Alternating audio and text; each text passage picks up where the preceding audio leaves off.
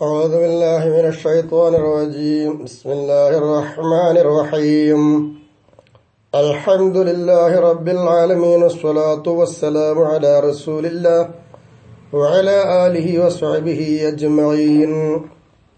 ബഹുമാനികളായ പണ്ഡിതന്മാരെ, സാദാതീങ്ങളെ, സുഹൃത്തുക്കളെ, 82ാമത്തെ ക്ലാസ്സിലാണ് ഇൻഷാ അല്ലാഹ് ഇന്ന് നമ്മൾ പ്രവേശിക്കുന്നത്. അൽഹംദുലില്ലാഹ്, അവിടേക്ക് അല്ലാഹു തആല നമ്മളെ എത്തിച്ചു തന്നല്ലോ. അല്ലാഹു സുബ്ഹാനഹു വ തആല ഖൈറിലൂടെ ജീവിച്ച് മരിക്കുന്ന ഫായിസീങ്ങളിൽ നമ്മെ ഏവരെയും ഉൾപ്പെടുത്തി അനുഗ്രഹിക്കട്ടെ. നമ്മുടെ കൂട്ടത്തിൽ വിവിധങ്ങളായി പ്രയാസപ്പെടുന്നവരുണ്ട്. അല്ലാഹു സുബ്ഹാനഹു വ തആല നമ്മുടെ ഈ മഹാന്മാരുടെയൊക്കെ ഹഖ് ബർക്കത്ത് കൊണ്ട് പരിപൂർണ ശിഫ നൽകി, ആഫിയത്തോടുള്ള ദീർഘായുസ് നൽകി, ദീനീ സേവനം ചെയ്യുവാനുള്ള എല്ലാവിധ തൗഫീഖും നൽകി നമുക്ക് ഏവർക്കും അനുഗ്രഹിക്കുമാറാവട്ടെ. വിഷയത്തിലേക്ക് വരികയാണ്. ഇന്നത്തെ ചർച്ച അൽ ഫായിദത്തു അൽ ഹാദിയത്തു വൽ ഇശ്റൂൻ, 21ാമത്തെ ഫായിദയാണ് ഇന്നത്തെ ചർച്ച. എന്താണ് അതിലെ വിഷയം? ഫീ സമാഇൽ ദിക്രി വ അഹ്കാമിൽ ജുനുബി വൽ ഹായിളി വൻ നുഫസാഇ ഫിൽ ഖിറാഅത്തി ബിൽ ഖുർആനി വ അഹ്കാമി ദിക്രി വ സിഹ്ഹതിഹി. ദിക്ർ കേൾക്കുക, വലിയ അശുദ്ധിക്കാർ, ഹൈളുകാർ, പ്രസവകാരി, വിശുദ്ധമായിരിക്കുന്ന ഖുർആൻ ഇവർ വായിക്കുക, അതിന്റെ വിധികൾ, അതുപോലെ ദിക്റിന്റെ വിധികൾ, അത് ശരിയാകുന്ന രീതി, ഇതിനെക്കുറിച്ചുള്ള ചർച്ചകളാണ് 21ാമത്തെ ഫായിദയിൽ നമുക്ക് ചർച്ച ചെയ്യാനുള്ളത്. ആദ്യമായി കൊണ്ടുതന്നെ ഹബീബ് എന്നവര് ഈ ഫായിദയിൽ തുടങ്ങുന്നത് അദ്കാർ എന്ന് പറയുന്ന ഒരു കിതാബുണ്ട് ബഹുമാനപ്പെട്ട ഇമാം നബവി റളിയല്ലാഹു അൻഹു അവറുകൾക്ക്. അതെടുത്ത് ഉദ്ധരിച്ചുകൊണ്ട് തന്നെയാണ് മഹാന്റെ ആരംഭം. ഖാല മുഹീദ്ദീൻ ഫീ കിതാബിൽ അദ്കാർ. അദ്കാർ എന്ന് പറയുന്ന ഗ്രന്ഥത്തിൽ മുഹീദ്ദീൻ എന്ന് പറയുന്ന ബഹുമാനപ്പെട്ടവര് പറയുന്നു. എന്താ പറയുന്നത്? ഇഅ്ലം അന്നൽ ഇസ്റാറ ബിൽ ഖിറാഅത്തി വത്തക്ബീരി വഗൈരിഹിമാ മിനൽ അദ്കാരിൽ മശ്റൂഅത്തി ഫി സ്വലാത്തി വഗൈരിഹാ വാജിബത്തൻ കാനത്ത് ഔ മുസ്തഹബ്ബതൻ. നിർബന്ധമായ നിസ്കാരമാവട്ടെ, സുന്നത്തായ നിസ്കാരമാവട്ടെ, അവകളിൽ ശറഅ് നിശ്ചയിച്ചു വന്നതായിരിക്കുന്ന ദിക്റുകൾ, ആ ദിക്റുകളും തക്ബീറത്തുൽ ഇഹ്റാമും വിശുദ്ധമായിരിക്കുന്ന ഖുർആന്റെ ഓത്തും കൊണ്ട് പതുക്കെയാക്കുക എന്നുള്ളത്. ലാ യുസ്തഹബ്ബു ശൈഉം മിൻഹാ, ഈ പറഞ്ഞ കാര്യങ്ങളിൽ നിന്ന് ഒന്നും തന്നെ സുന്നത്താവുകയില്ല. ഖുർആൻ പതുക്കെയാക്കുക, തക്ബീർ പതുക്കെയാക്കുക, മറ്റുള്ള ഏതെല്ലാം ദിക്റുകളുണ്ടോ അതൊക്കെ പതുക്കെയാക്കുക എന്നുള്ള കാര്യം ഇസ്ലാമിൽ കൽപ്പിച്ചതാണെങ്കിലും സുന്നത്തി എന്നൊരു ഗ്രേഡിലേക്ക് അത് എത്തുകയില്ല. വലാ യുഅ്തദ്ദു ബിഹി, സുന്നത്തി എന്ന ഗ്രേഡിലേക്ക് എത്തുന്നത് പോയിട്ട് അത് തന്നെ പരിഗണിക്കപ്പെടുകയോ വകവെക്കപ്പെടുകയോ ചെയ്യുമില്ല. ഏതുവരെ? ഹത്താ യതലഫള ബിഹി ബിഹൈസു യുസ്മിഉ നഫ്സഹു, സ്വശരീരം കേൾപ്പിക്കുന്ന വിധത്തിൽ, സ്വശരീരത്തെ കേൾപ്പിക്കുന്ന വിധത്തിൽ ഇത് ചെല്ലുന്ന ആള്, ഓതുന്ന ആള്, തക്ബീർ ചെല്ലുന്ന ആള്, നിസ്കരിക്കുന്ന ആൾ ആരായാലും എന്താണോ ചെല്ലുന്നതെങ്കിൽ ആ ചെല്ലുന്ന കാര്യം സ്വന്തം ശരീരത്തെ കേൾപ്പിക്കണം, ആ വിധത്തിൽ മൊഴിയണം. എല്ലാവരും കേൾക്കുക എന്നുള്ളതല്ല, സ്വന്തം ശരീരം കേൾക്കണം, മനസ്സ് മാത്രം പോരാ. അപ്പൊ സ്വന്തം ശരീരം കേൾക്കുന്ന വിധത്തിൽ മൊഴിയുന്നത് വരെ പരിഗണിക്കപ്പെടുകയുള്ളൂ. അപ്പോഴേ സുന്നത്ത് സുന്നത്തായിട്ട് നിൽക്കുകയുള്ളൂ, വാജിബ് വാജിബായിട്ട് വരികയുള്ളൂ. ഇതാകാന സ്വഹീഹ സംഇ, ഇവിടെ നിബന്ധനയുണ്ട്. കേൾക്കാൻ ഒരു കുഴപ്പവുമില്ല, ഒരായുധവും വേണ്ട, ഒരു ഉപകരണവും വേണ്ട. വല ആരില ബിഹി എന്ന് പറഞ്ഞതാ, ഒരു ഉപകരണവും ഒന്നുമില്ലാതെ കേൾവിക്ക് തടസ്സമില്ലാത്ത ശരിക്ക് കേൾക്കുന്ന ആളാണ് എങ്കിൽ സ്വശരീരത്തെ കേൾപ്പിച്ചേ പറ്റൂ. ഇല്ലെങ്കിൽ എന്താ സംഭവിക്കുക? ആകാശം പൊളിഞ്ഞാടുവോ? ആകാശം പൊളിഞ്ഞാടുകയോ ഭൂകമ്പം സംഭവിക്കുകയോ ഒന്നുമില്ല. വഇല്ലം യുസ്മിഉ നഫ്സഹു ലം തസിഹ ഖിറാഅതുഹു വലാ ഗൈറുഹാ മിനൽ അദ്കാരി ബിലാ ഖിലാഫിൻ ഇൻദഹാ. സ്വന്തം ശരീരത്തെ ഈ പറഞ്ഞ രൂപത്തിലുള്ള ഒരാളാണ് എങ്കിൽ കേൾപ്പിച്ചിട്ടില്ല എങ്കിൽ അയാൾ ഓത്ത് ശരിയല്ല, മറ്റു ദിക്റുകളൊന്നും ശരിയല്ല. നമ്മൾ ചെയ്യുന്ന അമൽ ശരിയാവണ്ടേ, കൂലി കിട്ടണ്ടേ? അതിന് ശറഅ് പറഞ്ഞതുപോലെ ചെയ്യണ്ടേ? ശറഅ് തന്നെ പറഞ്ഞതല്ലേ സ്വന്തം ശരീരത്തെ കേൾക്കുന്ന വിധത്തിൽ ചൊല്ലണമെന്നുള്ളത്. അത് ചെയ്തിട്ടില്ല എങ്കിൽ ഒരു ഫലം ലഭിക്കുക മാത്രമല്ല, അത് നിഷ്ഫലമാണ്, നിരർത്ഥകമാണ്, ഒരിക്കലും എന്താവുകയില്ല, അത് ഫലവത്താവുകയില്ല, അതിലാർക്കും അഭിപ്രായമില്ല എന്ന് അദ്കാറിൽ പറഞ്ഞ വിഷയം ഇവിടെ അവസാനിപ്പിച്ചു. വീണ്ടും ഹബീബ് എന്നവര് ഉദ്ധരിക്കുന്നു, വഖാല അയ്ളൻ, വീണ്ടും അദ്കാറിലൂടെ മറിച്ച് നോക്കിയാൽ കാണാം ബഹുമാനപ്പെട്ട അദ്കാറിന്റെ മുസന്നിഫ് അവർ പറയുന്നു, അജ്മഅൽ ഉലമാഉ അലാ ജവാദി ദിക്രി ബിൽ ഖൽബി വൽ ലിസാനിൽ മുഹദ്ദിസി വൽ ജുനുബി വൽ ഹായിലി വൻ നുഫസാഇ. ഇനി നമുക്ക് ചർച്ച ചെയ്യാനുള്ള എന്താ? ദിക്റിനെ കേൾപ്പിക്കുന്ന വിഷയം കഴിഞ്ഞു. ഇനി നമുക്ക് പറയാനുള്ളത് എന്താ? അശുദ്ധിക്കാരനായ ഒരാൾ, ചെറിയ അശുദ്ധി ഉണ്ടാവാം, വലിയ അശുദ്ധി ഉണ്ടാവാം, ഹൈലുകാരി, പ്രസവകാരി, ഇവർക്കൊക്കെ ദിക്ർ ചെല്ലണമല്ലോ. എന്നാൽ ഇവർക്ക് ദിക്ർ ചൊല്ലുന്നതിന്റെ വിധി എന്താ? എന്താണ് നമ്മുടെ പണ്ഡിത മൊഴികൾ? ബഹുമാനപ്പെട്ട ഇമാം നബവി റളിയല്ലാഹു തആല അൻഹു പറയുന്നു, അജ്മഅൽ ഉലമാഉ, പണ്ഡിതന്മാരെല്ലാവരും ഏകോപിച്ചിരിക്കുന്നു എന്തിന്റെ പേരിൽ? അലാ ജവാദി ദിക്രി ബിൽ ഖൽബി വൽ ലിസാനി, നാക്കുകൊണ്ടും ഖൽബ് കൊണ്ടും ദിക്ർ ചൊല്ലൽ ജായിസാണ് എന്നതിന്റെ മേൽ. ആർക്കേലിൽ മുഹദ്ദിസി, ഒന്നുമില്ലാത്തവന്, വൽ ജുനുബി, ജനാബത്തുകാരന്, വൽ ഹായിലി, മെൻസസുകാരിക്ക്, വൻ നുഫസായി, പ്രസവകാരിക്ക്, ഇവർക്കൊക്കെ എന്ത് ചെയ്യാം? ഖൽബ് കൊണ്ടും നാക്കുകൊണ്ടും ദിക്ർ ചൊല്ലൽ അനുവദനീയമാണ്. വകദാലിക, ഈ പറഞ്ഞതുപോലെ തന്നെയാണ് വിഷയം. തസ്ബീഹ്, തസ്ബീഹ് ചൊല്ലാം, വതഹ്ലീൽ, ലാ ഇലാഹ ഇല്ലല്ലാഹ് ചൊല്ലാം, വതഹ്മീദ്, അൽഹംദുലില്ലാഹ് പറയാം, വതക്ബീരി, അല്ലാഹു അക്ബർ എന്ന് മൊഴിയാം, വസ്സലാത്തി അലാ റസൂലില്ലാഹി സ്വല്ലല്ലാഹു അലൈഹി വസല്ലമ, ആരംഭക്കാരി മുഹമ്മദ് മുസ്തഫ തങ്ങളുടെ മേൽ സ്വലാത്ത് ചൊല്ലാം, വദ്ദുആഇ, പ്രാർത്ഥിക്കാം, വഗൈരി ദാലിക, ഇതല്ലാത്ത ഏതെല്ലാം കാര്യങ്ങളുണ്ടോ ഇതൊക്കെ അശുദ്ധിക്കാരായി നിൽക്കുന്ന ചെറുതും വലുതുമായ അശുദ്ധിക്കാരായ സ്ത്രീ പുരുഷന്മാർ അവർക്ക് ചെല്ലാൻ പറ്റും, ചെയ്യാൻ പറ്റും, ജായിസാണ് എന്ന് പണ്ഡിതന്മാർ ഏകോപിച്ചിട്ടുണ്ട്. അപ്പൊ കുറ്റം കിട്ടുകയില്ല. പിന്നെ എന്തേ നഷ്ടമുള്ളൂ? പരിപൂർണ ഒരു സുന്നത്തിന് കിട്ടുന്ന കൂലി, അതായത് പരിപൂർണ സുന്നത്താകൂല, അപ്പൊ മര്യാദ പോകും. എന്നാ ചെല്ലിയ കുറ്റം കിട്ടുകയുമില്ല. അതാണ് ഇവിടെ പഠിപ്പിക്കുന്നത്. എന്നാലും കുളിച്ച് ശുദ്ധിയായി വൃത്തിയായി എല്ലാ രൂപത്തിലും ചെയ്യലാണ് അഭികാമ്യം. അത് നമ്മൾ മറക്കണ്ട. പക്ഷെ ഇതിന്റെ വിധി പറയണല്ലോ, തെറ്റുണ്ടോ എന്ന് അറിയണല്ലോ, അതിന് പറഞ്ഞതാ. അപ്പൊ സ്വലാത്ത് ചെല്ലാം, ലാ ഇലാഹ ഇല്ലല്ലാഹ് പറയാം എന്നൊക്കെ മനസ്സിലായല്ലോ. പക്ഷേ ഇതൊക്കെ പറ്റുമെങ്കിലും ഇനി നമ്മളിവിടെ മനസ്സിലാക്കേണ്ടത് ഖുർആൻ ഓതുന്നതിന്റെ വിധി എന്താകുന്നു? ഇത്തരം ആളുകൾക്ക് നമുക്ക് പരിചയമുണ്ട്. എന്നിരുന്നാലും അതിനോടനുബന്ധിച്ചായതുകൊണ്ട് ഇവിടെ പറയട്ടെ, വലാകിന്ന ഖിറാഅത്തുൽ ഖുർആനി ഹറാമുൻ, വിശുദ്ധമായിരിക്കുന്ന ഖുർആൻ പാരായണം നിഷിദ്ധമാണ്. അലൽ ജുനുബി, ജനാബത്തുകാരുടെ മേലിൽ, വൽ ഹായിലി വൻ നുഫസായി, പ്രസവകാരി, മെൻസസുകാരി, ഇവർക്കൊക്കെ ഖുർആൻ പാരായണം നടത്തൽ നിഷിദ്ധമാണ്. അത് ചെറുതായാലും കുറച്ചായാലും അധികമായാലും ഒരു തുണ്ടമായാലും എന്താ വിധി? സവാഉൻ ഖറഅ മിനൽ ഖുർആനി ഖലീലൻ ഔ കസീറൻ ഹത്താ ബഅദ ആയാ, വിശുദ്ധമായിരിക്കുന്ന ഖുർആൻ അധികമാവട്ടെ കുറച്ചാവട്ടെ ഒരായത്തിന്റെ തുണ്ടമാവട്ടെ എങ്ങനെയായാലും ഖുർആൻ എന്ന കരുത്ത് പ്രകാരം എന്താണെന്നറിയാമോ? ഓതൽ ഹറാമാണ് വിധി.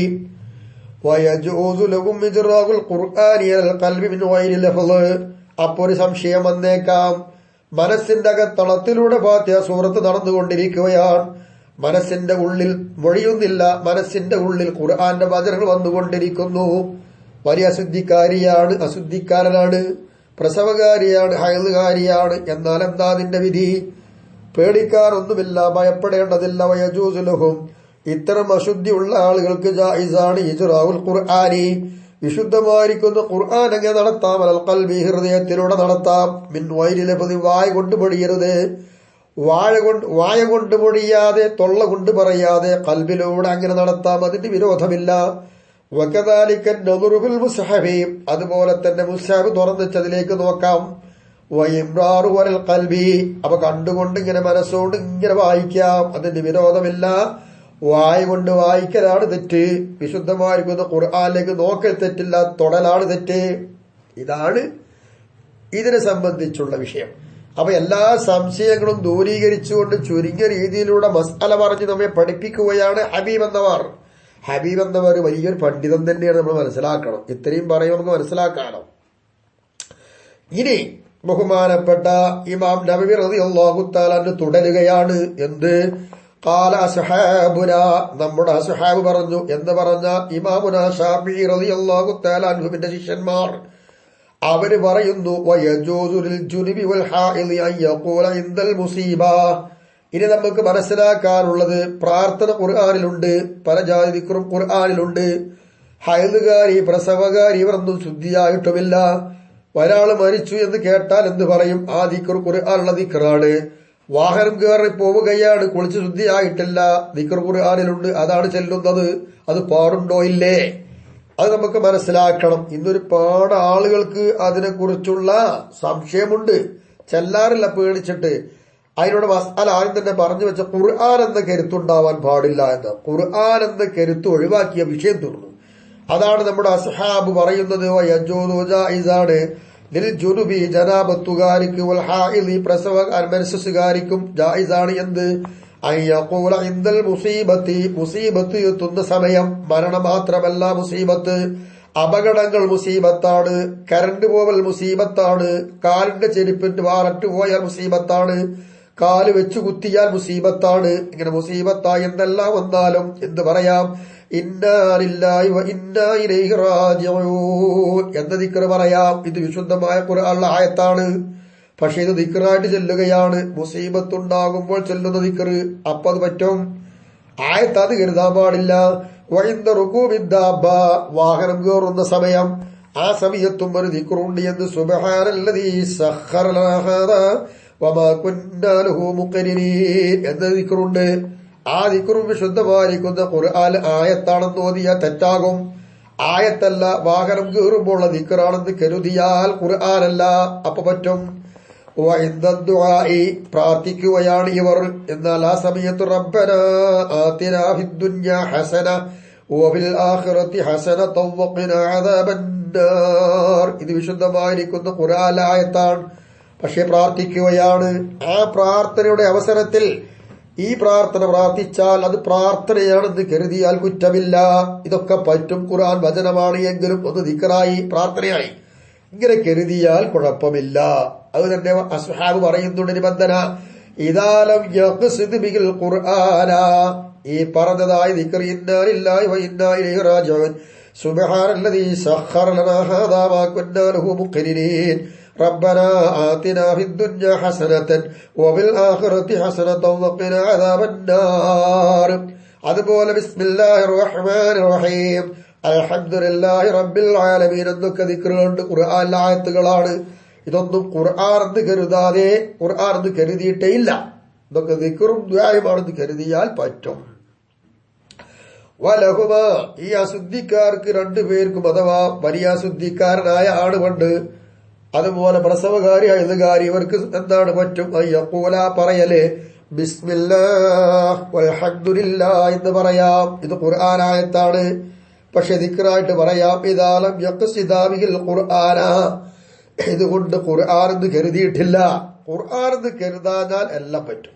ഖുർആൻ എന്ന് കരുതിയാൽ അപകടമായി. അപ്പൊ ഇവിടെ നമുക്ക് മനസ്സിലാക്കാം, പതിവായി ഓതിക്കൊണ്ടിരിക്കുന്ന ഇദാ വഖഅതി തബാറക യാസീൻ, പതിവ് വെറുതെ പതിവായി ചെയ്തുകൊണ്ടിരിക്കുന്ന സംഗതിയാണെന്ന് കരുതിക്കൊണ്ട് യാസീൻ ഓതാം, തബാറക ഓതാം, അതുപോലെ ഇദാ വഖഅതി ഓതാം. ഖുർആൻ എന്ന് കരുതരുത്. അതാണ് മസ്അല. വയജു, അപ്പൊ അങ്ങനെ വരുമ്പോൾ എന്താ? ഇദാലം യഖ്സിദ ബിൽ ഖുർആന സവാഉൻ ഖസദ ബിൽ ദിക്റ ഔ ലം യകുൽ ലഹുമാ ഖസ്ദുൻ, ഒന്നും കരുതിയില്ല, അല്ലെങ്കിൽ ദിക്റാണെന്ന് മാത്രം കരുതി, കുഴപ്പമില്ല. ഖുർആൻ എന്ന് കരുതരുത്. വലാ യഅ്സമാനി ഇല്ലാ ഇദാ ഖസദ ബിൽ ഖുർആൻ, അശുദ്ധിക്കാരായ ഇവര് ഖുർആനാണെന്ന് കരുതിയിട്ടില്ല എങ്കിൽ കുറ്റക്കാരാവുകയില്ല. ഖുർആനാണെന്ന് കരുതി ഓതിയാൽ എന്താകും? ഒരു ദിക്റാണ് കരുതാതെ ഖുർആനെന്ന് ചൊല്ലിയാൽ, ഒരു ആയത്ത് ഓതിയാൽ കുറ്റക്കാരാകും.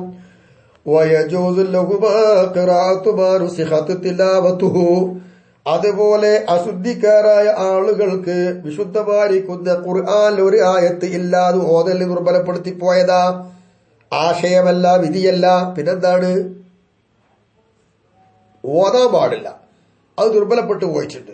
അങ്ങനെ ഓതാൻ പാടില്ലാത്തൊരായത്തുണ്ടെങ്കിൽ ആ ആയത് ഓതാം. ഖുർആനല്ല. അപ്പോ ഏതാണ് ആ ആയത്ത്? ഏതുപോലെ എന്ന് പറയാം, എന്നൊരായത്തുണ്ട്. അതിപ്പോ ഖുർആനില്ല, അത് ദുർബലപ്പെടുത്തി, അപ്പൊ അത് ഓതുന്നില്ല.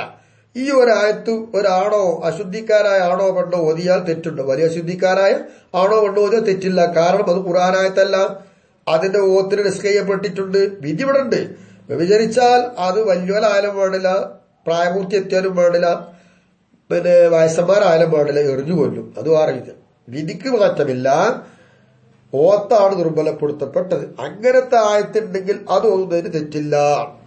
പക്ഷെ ഇവിടെയൊക്കെ നമ്മൾ മനസ്സിലാക്കേണ്ടത് എന്താ അറിയോ? കുറ്റത്തിൽ അകപ്പെടില്ല എന്നേ പറയുന്നുള്ളൂ. ഒരു പരിപൂർണ രീതി ഒന്നും ഇതുകൊണ്ട് കിട്ടുകയില്ല. ശുദ്ധി വേണമെന്നൊക്കെ പഠിച്ചതാണ്. ഈ ഇത്തരം കാര്യങ്ങൾ അശുദ്ധിക്കാരായ നിലപാടിലൂടെ ചെയ്താൽ എന്താണ് അതിന്റെ വിധി എന്ന് നമ്മൾ അറിയണല്ലോ. അത് പറയുകയാണ്.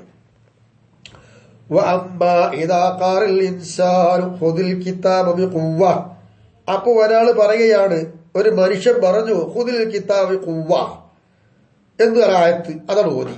അല്ലെങ്കിൽ പറഞ്ഞത് ഔഖാല ഉദ്ഖുലൂഹാ ബിസലാമിൻ ആമിരീൻ എന്ന് പറഞ്ഞു. അല്ലെങ്കിൽ ഇത് പോലോത്തതൊക്കെ പറഞ്ഞു വെക്കുക. എന്നാൽ എന്താ ഇവിടെ പറയാനുള്ളത്? ഇപ്പൊ ഒരാൾ വന്നിട്ട് കിതാബ് എടുക്കട്ടെ എന്ന് ചോദിച്ചത്. അപ്പൊ അയാളിന് കൊടുത്ത മറുപടി ആയത്ത് ഓതിയിട്ട. പക്ഷെ ആയത്തിൽ എന്താ ഉള്ളത്? ഖുദിൽ കിതാബ് ഖുവ്വ എന്നാണ്. ഇയാൾ ആയത്ത് ഓതി. അതുപോലെ അസ്സലാമു അലൈക്കും എന്ന് പറഞ്ഞ് സലാം പറഞ്ഞു. അപ്പോ വീട്ടിൽ കിടക്കുന്ന സമ്മതം ചോദിച്ചു. അപ്പൊ ഈ അശുദ്ധിക്കാരായ ആൾക്കാർ ഉദ്ഖുലൂഹാ ബിസലാമിൻ ആമിരീൻ എന്ന് മറുപടി കൊടുത്തു. ഇങ്ങനെ പറഞ്ഞാൽ ഇതൊക്കെ ഖുർആൻ ആയത്തല്ലേ? അപ്പൊ വൈ ഖസദ വൈറൽ ഖുർആനി ലം യഹ്റും, ഈ പറഞ്ഞത് കൊണ്ട് ഖുർആനെന്ന് കരുതിയിട്ടില്ല, എന്നാ കുഴപ്പമില്ല, ഹറാമില്ല. ഖുർആനെന്ന് കരുതുമ്പോഴേ പ്രശ്നമുള്ളൂ. ഇതാലും യജിദിൽ മാ, അപ്പൊ ഇവിടെ ഇനി മനസ്സിലാക്കാനുള്ളത് വെള്ളമൊന്നും കിട്ടാനില്ല. വെള്ളം ഉണ്ടായിട്ട് ഇപ്പൊ ഇവിടെ അശുദ്ധിയാവുന്ന രീതിയിൽ പറ്റുന്ന വിധികളാണ് പറഞ്ഞത്. ഇനി നമുക്ക് മനസ്സിലാക്കാനുള്ളത് വെള്ളമേ ഇല്ല ഇവിടെ, വലിയ അശുദ്ധിക്കാരായി ചെയ്തു വരും, ശുദ്ധിയാക്കണല്ലോ. ഇതെന്ത് ചെയ്യുന്നത്? വെള്ളമില്ലാത്ത സമയത്ത് ഇതാലം യജിദിൽ മാ, ഇവർ വെള്ളം എത്തിച്ചിട്ടില്ല എങ്കിൽ തയമ്മമ, രണ്ടാളും തയമം ചെയ്യണം. തയമം എന്ന് പറഞ്ഞാല് കയ്യിലും മുഖത്തുമുള്ളതായിരിക്കുന്ന പരിപാടി. ആ രണ്ട് മാത്രമേ താമത്തിന്റെ അവയവമുള്ളൂ. തരിച്ച പൊടിമണ്ണായിരിക്കണം, മുസ്താമലാവാത്തതായിരിക്കണം, ഒക്കെ ഉണ്ട്. അങ്ങനെയുള്ള നിബന്ധനകൾ ഒത്തുകൊണ്ട് ചെയ്ത് താമം ചെയ്യണം. ലഹുമൽ ഖിറാഅത്തു, വെള്ളമില്ലാത്തതിന്റെ മേൽ താമം ചെയ്യണമെന്ന് പറഞ്ഞു. താമം ചെയ്ത് കഴിഞ്ഞാൽ ഖുർആൻ ഓതാൻ പറ്റും? പറ്റും, കുഴപ്പമില്ല. ഫഇൻ അഹദസ ബഅദ ദാലിക ലം തഹറും അലൈഹിൽ ഖിറാഅത്തു കമാ ലം ഇഗ്തസല സുമ്മ അഹദസ. ഇവിടെ എന്താ പറഞ്ഞത്? ഇപ്പോ തയമം ചെയ്തു, ശുദ്ധിയായി, പിന്നീട് അശുദ്ധി ഉണ്ടായി. എന്ന് ചെറിയ അശുദ്ധി ഒന്ന് മുറിഞ്ഞു വെക്കുക. ഇതിന്റെ ശേഷം പിന്നീട് അശുദ്ധി ഉണ്ടായി കഴിഞ്ഞാൽ എന്നാ പിന്നെ അവർക്ക് ഈ ഓതിൽ ഹറാമായി വരുമോ? ഇല്ല. കാരണം വലിയ അശുദ്ധി ഇവിടെ തയമം കൊണ്ട് ഉയർന്നു പോയിട്ടുണ്ട്, ഉയർന്നു പോയി. അങ്ങനെ ഉയർന്നു പോയി കഴിഞ്ഞാൽ പിന്നീട് അവർ അശുദ്ധിക്കാരായാൽ അവർക്ക് ഹറാമുണ്ടോ? എന്ത്? ഖുർആനോദില് ഹറാമില്ല. ഏതുപോലെ? കുളിച്ച് ശുദ്ധിയായി, കുളിച്ച് ശുദ്ധിയായതിന് ശേഷം തുമ്പ അഹദസ, പിന്നെ അശുദ്ധിക്കാരായി, ചെറിയ അശുദ്ധിയൊക്കെ ഉണ്ടായി, എന്നാ അവർക്ക് ഖുർആനോദിൽ ഹറാമുണ്ടോ? ഇല്ല. എന്നതുപോലെ തന്നെയാണ് തയമം ചെയ്ത് ശുദ്ധിയായി പിന്നെ അശുദ്ധി ഉണ്ടായാൽ അതിന്റെ ശേഷം ഖുർആനോദിൽ ഹറാമില്ല എന്നുള്ളതാണ് ഇന്ന് നമ്മൾ ചർച്ച ചെയ്തത്. ഇവിടെ നിന്ന് മനസ്സിലാക്കാണ്, വലിയ അശുദ്ധി ഉണ്ടായാൽ വിധി വേറെ മാറും. തയമം ചെയ്തു എന്നിട്ട് പിന്നെ എന്തായെന്ന് അറിയാമോ? വലിയ അശുദ്ധി ഉണ്ടായെന്ന് വെക്കുക, എന്നാല് നാം പറഞ്ഞ വിധി മാറി വരും. ഹറാമിന്റെ കോലം വരും, ഹറാമില്ലാത്ത കോലം വരും. ഇവിടെ പറഞ്ഞത് ഇപ്പൊ എന്താണ്? തയമം ചെയ്ത് ശുദ്ധിയായി പിന്നീട് എന്തായി? ഒന്ന് മുറിഞ്ഞു വെക്കുക. ആ ഒന്ന് മുറിഞ്ഞു കഴിഞ്ഞാൽ പിന്നെ ഖുർആൻ ഓതിന് വിരോധമുണ്ടോ? ഇല്ല. അവിടെ സംശയം വരാൻ കാരണം എന്താന്ന് ചോദിച്ചാൽ വെള്ളം കൊണ്ടല്ലല്ലോ ശുദ്ധിയാക്കിയത്, പിന്നെ എന്തുകൊണ്ടാ? മണ്ണുകൊണ്ടല്ലേ. അതിനെ ഉദാഹരണം കാണിച്ച് ഖിയാസാക്കി പറഞ്ഞത് കുളിച്ച് ശുദ്ധിയായി, വെള്ളം കൊണ്ട് കുളിച്ച് ശുദ്ധിയായി കഴിഞ്ഞാൽ പിന്നീട് അവിടെ അശുദ്ധിക്കാരായി. എങ്ങനെ? ഒന്നുണ്ടാക്കി, അല്ല ഒന്ന് മുറിഞ്ഞുപോയി. എന്നാ അത്തരം ആളുകൾക്ക് ഇനി ഖുർആൻ ഓതിന് വിരോധമുണ്ടോ? ഇല്ല. എന്നതുപോലെ തന്നെയാണ് തയമം ചെയ്തിട്ട് പിന്നെ അശുദ്ധി ഉണ്ടായാൽ ഖുർആൻ ഓതിന് വിരോധമില്ല എന്ന് പറഞ്ഞത്. ഇനി ഇൻഷാ അല്ലാഹ് നമുക്ക് ഇനി ചർച്ച വേറെയാണ്. തയമത്തെ കുറിച്ചുള്ള കുറച്ച് ഭാഗങ്ങളിൽ പറയാനുണ്ട്, അതിന്റെ വിധികളും അതിനോടനുബന്ധിച്ച് ഖുർആൻ ഓത്ത്, അതുപോലെ നിസ്കാരം, ദിക്റിന്റെ വിധികളൊക്കെ ഇനി പറയാനുണ്ട്. ഇൻഷാ അല്ലാഹ് ഇനി നമുക്ക് ഞായറാഴ്ച ശ്രദ്ധിക്കാം. അള്ളാഹു തൗഫീഖ് നൽകട്ടെ, നമ്മിൽ നിന്ന് അള്ളാഹു കബൂൽ ചെയ്യട്ടെ, തെറ്റുകുറ്റങ്ങൾ അള്ളാഹു പുറത്ത് മാപ്പാക്കി തരട്ടെ. അസ്സലാമു അലൈക്കും വറഹ്മത്തുള്ളാഹി വബറകാതുഹു.